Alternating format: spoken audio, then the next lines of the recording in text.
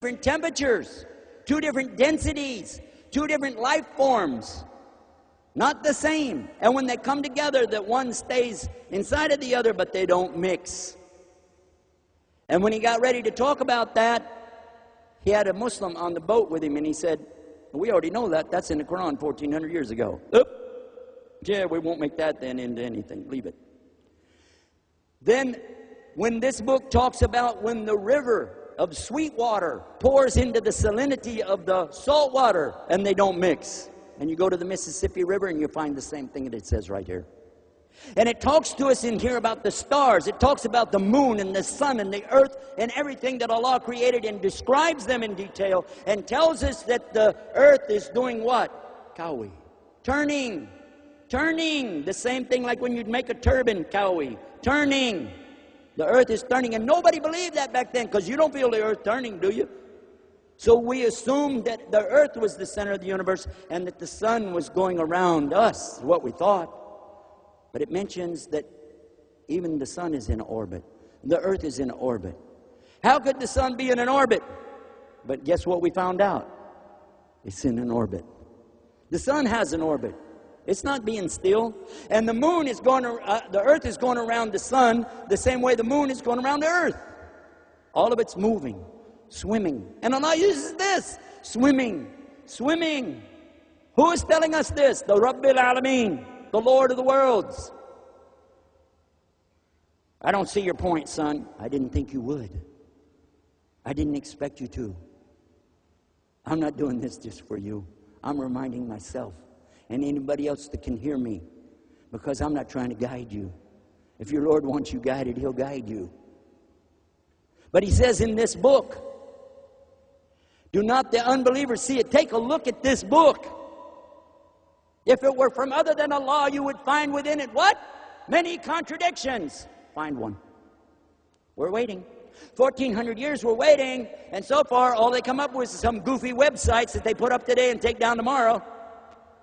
The only reason they stay there is because stupid Muslims keep passing around the wrong websites. Our website, on the other hand, is islamtomorrow.com, which you're free to pass around. Alhamdulillah, I'm over it. You got to watch out for Texans, by the way. You know, you're either with us or... Never mind, that's another speech. So back to the classroom. And here's this boy, this young boy talking. The professor's like paralyzed. He can't think anymore. He never heard anybody talk like that. And he keeps pointing to this book and talking about the Quran. The Quran says, if you're in doubt about it, bring a book like it.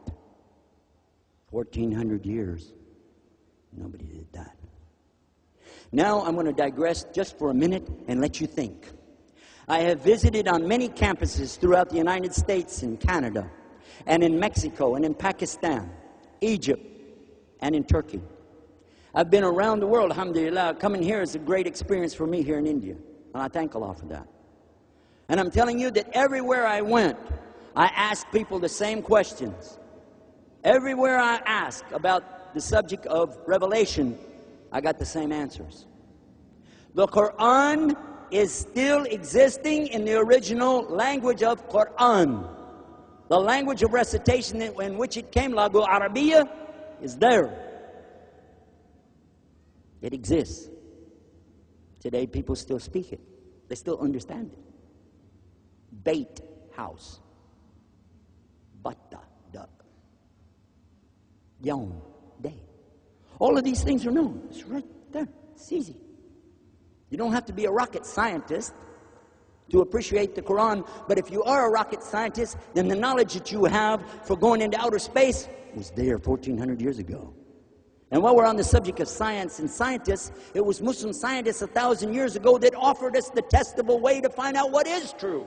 Who are the ones who came up with the idea of testable evidence in the first place? If it wasn't Imam Bukhari, rahmatullahi alayhi, who was it? Test the evidence before you put it down. Did he do that? Yes or no? Test the evidence. The evidence used in Scotland Yard uses the same premise that was set out by our great Imams 1,200 to 1,300 years ago. The same way they rate you on the internet to determine your credit worthiness on eBay is based on the same premise that these scholars use to test the rawaya, the chain of narrators, to show us which hadith are real and which ones aren't. The ijazah of Quran is an evidence in itself of what? The science of testable evidence. And you never had a university whatsoever like you have today until you copied it from the universities in Spain when it was under Muslim rule. And you never even knew what a university like this was until you visited Iraq and saw them there. And when you visited Cairo and saw what's still today the oldest university still operating on earth, Al-Azhar. Alhamdulillah, Allah let me go there and be there and sit with the ulama. And when I'm going to use the word ulama, say ulama, ulama. A person who has knowledge is a alim, right? And what do you call somebody who graduates from a university if you don't call him a what?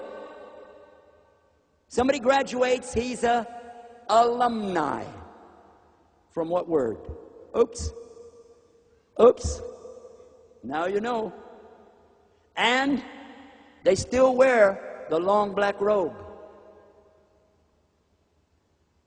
No, it's not Latin, it's Arabic. Alumni, from alim. And the long black robe. Where did it come from? And go to Turkey right now and watch the imams.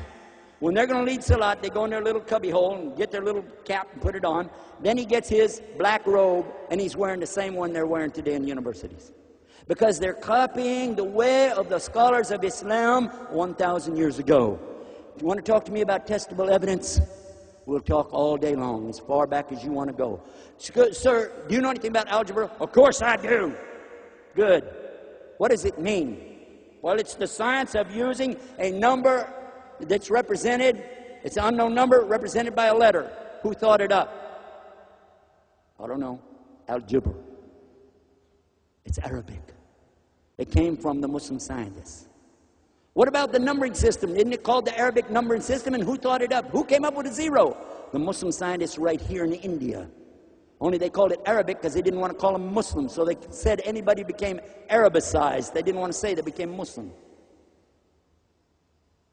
And how do you account for the fact that every single one of these evidences here is irrefutable and there's no mistakes in this book? How?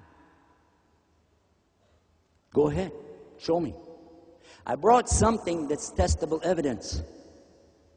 It even tells me that people like you who don't want to believe, whether I warn you or warn you not, la yu'minun, you're not going to believe because Allah has placed a seal on your heart. He placed a seal on your hearing. He placed a seal over your seeing another seal. Who did that? Your Creator, because you don't want to know Him. And until you want to know Him, you're not going to know Him because He doesn't need you. Professor doesn't have anything else to say. He's already thinking, I'm going to get this kid out of my class. That's it. Finish. Just sit down. Oh, sir, one more thing. I just have one last question, and I'm going to go sit down. Good. What's your question? Sir, you told us to you that testable evidence is something that you can see. That's right. Something you can hear. That's right. Something that you can smell or taste. Something you could feel. Something you could imagine. That's right. So all of these things, sir, are testable evidence to you. That's right. Sir, can I ask you one final question? Just one. Go ahead. Sir, has anybody ever seen your brain? Has anybody ever heard your brain? Has anybody ever smelled your brain, tasted your brain, felt your brain, or imagined your brain? No? Well then, sir, according to your testable evidence, you don't have a brain.